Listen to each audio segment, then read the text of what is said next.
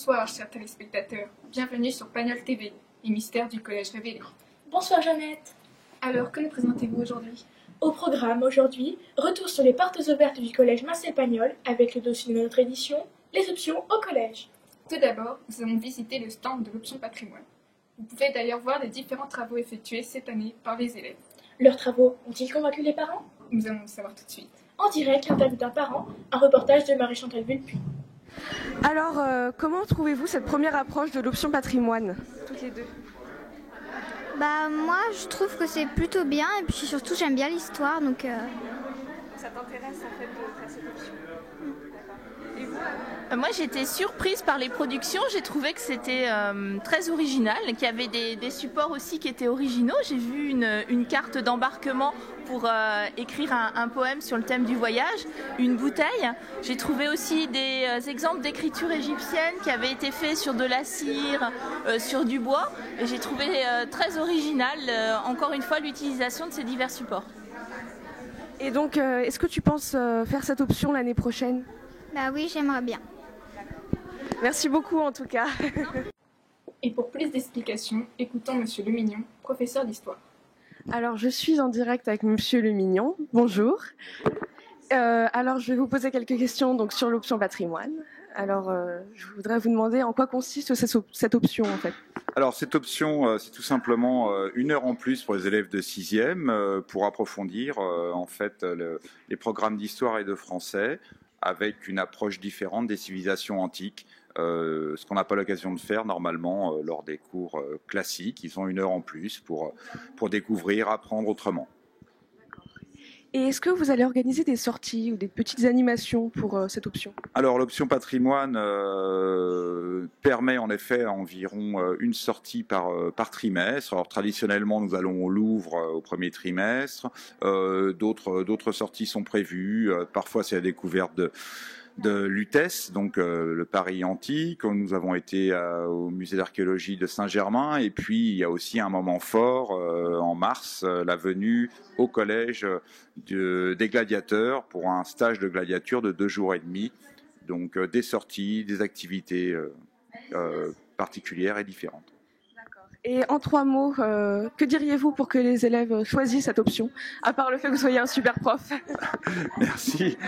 Écoutez, si vous êtes intéressé par l'histoire, le français, la mythologie, les civilisations antiques, c'est une occasion rêvée de venir et de demander cette option. Vous ne serez pas déçus. Demi-groupe, sorties, activités diverses. Beaucoup d'élèves ont été extrêmement touchés et puis je pense que vous-même, Chloé, vous vous rappelez bel et bien de cette option que vous avez suivie en 6e il y a 3 ans déjà. Donc c'est vraiment une occasion super, je pense, d'apprendre à l'école différemment. D'accord, et merci beaucoup en tout cas pour nous avoir accordé du temps. Voilà. Et pour continuer sur les civilisations antiques, passons au latin où nous était présenté le cirque Maxime. Mais au fait, qu'est-ce que c'est? Mais enfin, Micheline, le cirque Maxime, un cirque connu où les Romains pouvaient se divertir avec des courses de chats à côté du Colisée.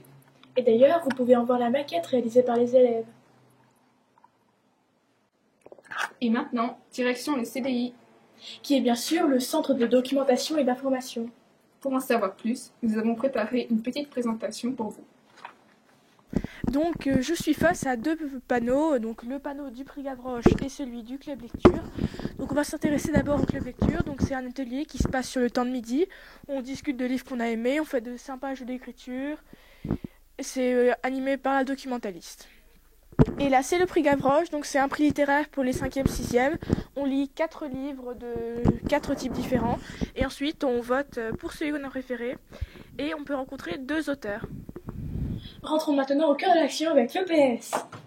Et d'ailleurs, Micheline, au collège, que ce soit handball, tennis de table ou badminton, l'association sportive propose des cours le mercredi après-midi pour les grands sportifs. Pour mieux comprendre, nous avons interrogé Madame Grelier, professeure de PS. Je suis avec Madame Grelier, professeure de PS. Donc, quels sont les différents sports que vous nous proposez au collège? Bonjour, les différents sports qui sont proposés au collège s'étalent de la 6e à la 3e.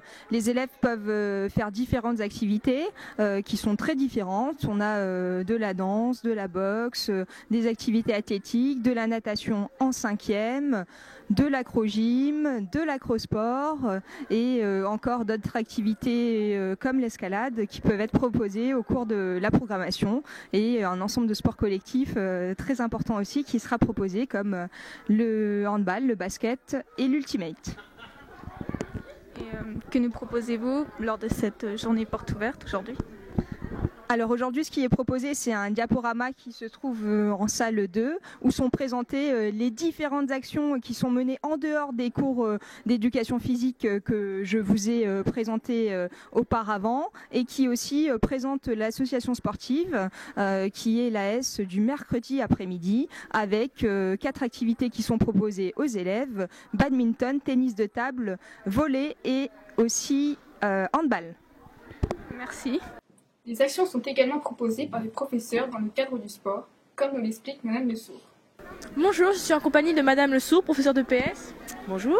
Alors, j'aimerais vous parler des différentes sorties organisées dans le cadre de l'EPS au cours de chaque année. Qu'est-ce qu'on a en 6e ? Donc en 6e, on a la course contre la faim. En fait, c'est une activité où les élèves doivent courir 40 minutes et faire la plus grande distance en 40 minutes et pour apporter des sous à l'organisme qu'on appelle l'Action contre la faim. C'est très bien. Et en 5e, est-ce qu'on a quelque chose dans ce même genre ? Donc en 5e, c'est une journée azimut. En fait, il y a 2 classes de 5e qui partent sur une journée complète pour faire de la course d'orientation. Et en 4e, d'après ce que j'ai compris, on a le trophée aventure. Vous pourriez nous en parler ? Voilà, donc le trophée aventure, c'est pareil. C'est sur les classes de 4e, 2 classes qui sont sélectionnées en fonction de leur motivation. Et ils font plein d'activités au parc Jardy de Vaucresson, comme le tir à l'arc, du tir à sarbacane, de la course d'orientation, donc plein d'activités qu'ils ne pratiquent pas en EPS. C'est génial ça. Et en 3e, j'imagine qu'on a aussi quelque chose ? En 3e, par contre, on n'a pas de sortie. Donc là, c'est réservé en 6e, 5e, 4e. Bon, c'est vraiment sympathique. Merci d'avoir répondu à nos questions. Eh ben, merci à toi. Passons sans tarder à l'anglais Jeannette. Et oui, cette année, des élèves de 6e nous ont proposé une petite représentation. Appelée plus communément Saynet. Mais restez avec nous, car tout de suite, en complément d'enquête, une interview spéciale de Madame Chabad, professeure d'anglais. Je suis avec Madame Chabad, professeure d'anglais. Bonjour. Bonjour. Alors, y a-t-il différentes options en anglais que l'on peut faire ? Alors, il y a l'anglais plus en 5e. Il s'agit d'une heure d'anglais en plus. Et les élèves de 6e passent un petit test en fin de 6e pour intégrer l'option anglais plus en 5e. En 4e, il y a l'anglais européen, 2 heures en plus. Les élèves passent un test en fin de 5e et on prend les meilleurs élèves qui ont réussi ce test afin de constituer une classe d'anglais européen en 4e et ils continuent l'anglais européen en 3e. Donc pour étudier la culture anglaise, par exemple, il vaut mieux faire anglais européen. Oui, car les cours d'anglais européen sont principalement axés sur l'enseignement de la civilisation et de la culture, oui. Merci. De rien. Et maintenant, passons à l'art plastique. Nous avons en effet pu découvrir les différents travaux des élèves, mais voyons cela de plus près avec Madame Hadoud. Je suis avec Madame Hadoud, professeure d'art plastique. Bonjour. Bonjour Emma. Qu'est-ce que l'on fait en art plastique principalement ? Du dessin, de la peinture, du photomontage, du volume, des installations, en sachant qu'on n'a que 55 minutes par semaine dans chaque cours, selon les niveaux, et selon évidemment les thèmes dans chaque niveau. Voilà. Ça change beaucoup selon les niveaux ? Oui, quand même. En 6e, on travaille sur le thème de l'objet, en 5e et 4e sur l'image, et en 3e, on travaille sur le corps, l'espace et l'architecture. Voilà. Et évidemment, la préparation de l'histoire des arts, de l'oral d'histoire des arts en 3e. Merci. C'est l'heure des adieux. Et oui, Micheline, mais on se retrouve bientôt. Et pour finir, On se quitte en musique. C'était Jeannette et Micheline sur Panel TV.